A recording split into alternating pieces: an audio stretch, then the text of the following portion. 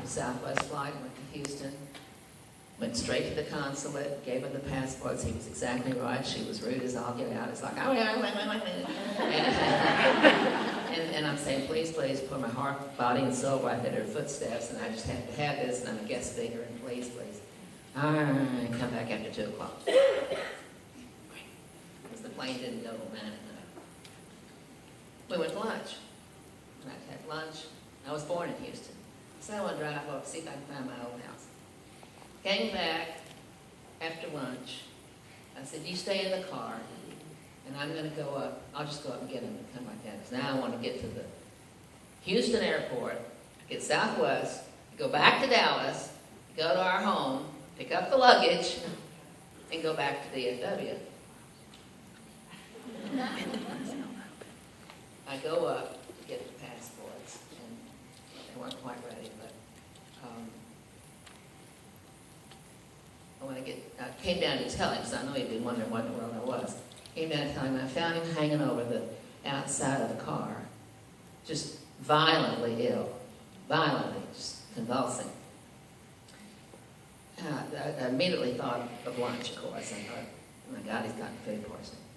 I said, oh, honey, oh my Lord, let me go back up. I'll just grab them and go. I just got to get on the plane. I'll get you home.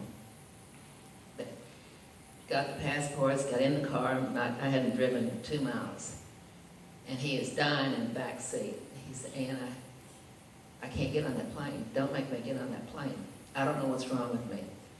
But do something. But don't put me on that plane. I pulled off the highway at the nearest place that I could. It was a 7-Eleven I saw. I went running in. I said, can somebody tell me where the nearest hospital is? This woman starts responding to me in Spanish only.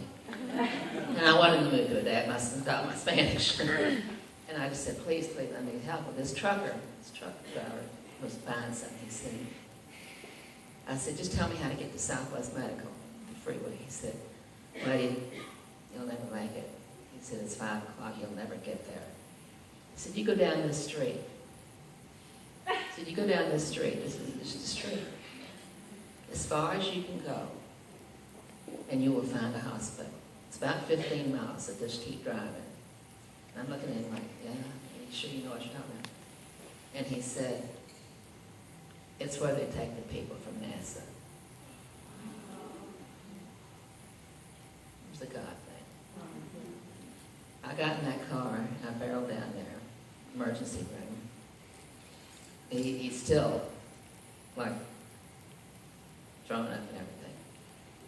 Make a long story short, after the emergency room all that night, they put him in ICU. Couldn't tell me what was wrong. Did a lot of blood work and stuff. I called Eloisa down in Brazil. I said, I don't know what's happening, but honey, just go on and carry it through today. I'm sure we'll be there tomorrow. I'm sure we'll be there tomorrow. I made that call every day with the right words, same words, for 5 days. Because I didn't choose to believe that I was being stopped in my gap. That poor thing was in ICU for 11 days.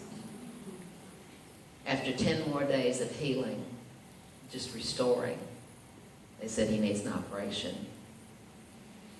I lived at the Ramada Inn in the same outfit for 31 days while he was in that hospital. And they all said if you had gone on that first flight, he would not be here today. It was a complete backup in his system. It had all this poison from the pancreas, and it would have been fatal. Why? Why? Just to bring me to my knees one more time. Thank you. You're just on your power trip, and I'm just going to keep you in line here. But he also kept me with my husband. We got home after the operation, after he was healed, 31 days later. Take him home. Had to have home health care. Nurses had to come to the house for all that. After about 10 days or 2 weeks, I looked at him one morning and I said, you know, I have to go do what I have to do. He said, I know. He said, thanks for sticking with me. I said, you'll always be number one. Thanks for letting me be me. And he said, give Eloise a tell her I'm sorry. Tell her I'm sorry I let her down. I said, no, we didn't let her down. I'm sure she's doing just fine. And the rest of that is history too. But along the way, it's like prayer. Get a hold of yourself. Know you're in control, but that God is your partner. God was Mary Kay's partner through every thick and thin that she suffered. She even had an associate in her very first group, not the first 10, but one of her first directors, and I'm going to make this brief, challenged her in her first or second year and decided I've known her a long time, if she can do this, I can do it too. And went down the street and started a comparable company with similar formulas and tried to be a Mary Kay duplicate and cheating on her around the corner. It could have brought her to her knees. But all she did was just keep doing what was true. She wouldn't gossip, wouldn't talk about somebody, she didn't file a lawsuit, didn't do any of that stuff. It's like when you know you're in the right place, doing the right thing for all the right people, what I'm supposed to have, I will take care of and nurture. And she just continued to let people, our people, teach the way she taught them to teach and demonstrate the product fairly. And that was happening not 5 miles away. And it was just like a closed chapter that she put in. Those people tried to say, we're the real Mary Kay. All of that stuff went on in her second year, and even before I was around. So there will always be challenges that come along. If you just understand it's not meant to stop you, it's meant to make you really realize who you are. If I'm here for the right reasons, with the right conviction, I will go over, around, under, or through this mountain, but I know I'm in the right place. Do you know you're in the right place at the right time? I hope you do. I sincerely hope you do, because you will have your own bestseller to write. And every chapter will have an amazing message for others that you're going to be influencing.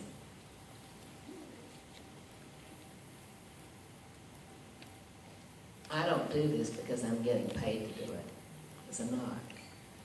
I don't mean the work that I've done, but when somebody says, we need to hear you, we need to know what Mary Kay was like, it's nothing I can say no to easily.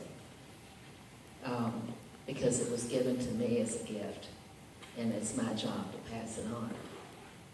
And I hope that you'll feel that about your role here. You may think that you're just a small spoke in the wheel, but if you do all the right things for all the right reasons and influence enough people to be great within themselves, you're going to be a big mover. And many, many, many people will be thanking you for God having placed you in their lives. All because of something you could buy for $1 and sell it for $2. That's where it starts. Because if it doesn't pay, then this thing is kind of a smokescreen. It has to pay. There has to be real money that comes in here. Not something that somebody else made, but something that you honestly have worked out and made work for yourself. Because then you can speak credibly. I remember when I was first recruiting, my very, very first recruits, and I was showing them my sales slips. All I had to show them as evidence was my sales slips. These little valid things, and this is how much money I made by the week. And then I would show them the little newsletter we had from the company where my director's check was. And it was always over 4 figures. And so they were saying, I said, this is what my director earned. And they said, but have you earned that? And I had to honestly look and say, no, I haven't been doing it enough to have earned that, but I really believe that that's going to happen. And I know that 1 out of 3 people would look at me like, hope so, or you're the one telling me it's going to work. But anyway, the point is you have to always be truthful and honest about where you are right now And then it's fine to speak about where you're going to be, but just function with who you are right now and speak the truth to people, and everything else is going to work out fine. And you can talk about the Beth Powers, and you can talk about the Cheryl Warfields, because you've met them and you know that the story of the growth in the operation, the possibilities are true. And so it's just a matter of what change you make in your life today, the commitment that you're going to espouse to yourself, your family. Don't promise any of those children some trip to Disneyland that you're not going to pay for this year, because they will remember it. They will remember it, and they will not like you. They're not coming through. I said that to a young mother one time. I said, I thought you had promised those kids. I thought you told me that 2 or 3 years ago. She said, well, I did. I'm still working on it. You're still working on it? You promised 2 children a trip to Disneyland 3 years ago? God forgive you. Children can ride a reasonable amount of time on one thread of anticipation, but there has to be a light at the end of the tunnel, an apple to be plucked. I said, Debbie, do not make this year close out without me taking you and that family to the airport. I want to see it happen. Just big tears running down her face. Because what she had not faced was, if no one knows what I haven't done, then no one's going to call the question on me. And I got her on that day. And by George, that family went that year. I said, I'll take you to the travel agent. We'll make the plan. We'll find out what it's going to cost. But you are earning that money, and you're going to fulfill that promise. Be sensitive to whatever you say you're going to do, whoever you're going to promise something to, and always come through. Always come through in the clinches, even if you're 31 days late. But always fulfill a promise. There's nothing worse than a broken promise. What change do you have to make? I don't know. But write it down. Write it down.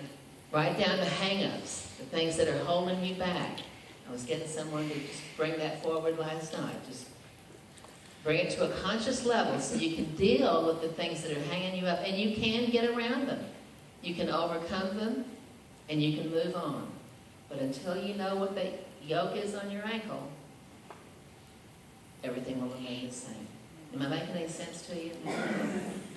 My favorite expression today is the first day of the rest of your life. And how that life is going to unfold from this day on is going to depend upon the changes that you make today, for all the right reasons that you need to think through, for all the people that you feel very responsible for, and you can be the very reason. You can be the pivot around which everything in your household revolves, and it can all be for a good end. I wish I could always take my children on tour. Because people would say, well, what did you do with your kids? Well, how did they all round up? You know, all that kind of stuff. I wish I could take my children on tour. They bring tears to my eyes. Because they only remember all the good things that happened in our household. They really don't quite remember when I was out of town. If you have the kind of home, a nurturing home, that I'm sure you have in one, and peace and tranquility. Somebody said something at one time, well, what happens if you get angry or one of your kids get out? I said, you know what, we have peace in my home. I will not allow screaming, yelling, gnashing of teeth, slamming doors. There will be control, peace, harmony, and we will talk this through and work it out. I had teenagers. God help all of you. There is a light at the end of that tunnel. My oldest daughter wrecked every pink Cadillac that I wanted. God is my judge. The car was not in the driveway and the phone rang. I knew. That's why you pay for your own insurance if it came out. Before it used to be free. I'm convinced that she was the reason.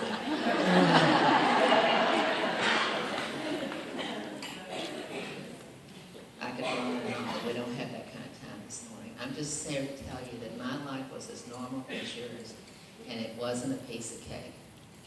And you just have to put all the balls in the air and do your best to keep them all going, become the professional juggler that you've seen at the circus, and know that if you're on the right path with the Lord as your anchor, it's going to be okay. And you will learn from every experience, learn from every lesson, and you will be able to use those stories and those experiences to help influence the lives of others. Keep teaching them to retail this product.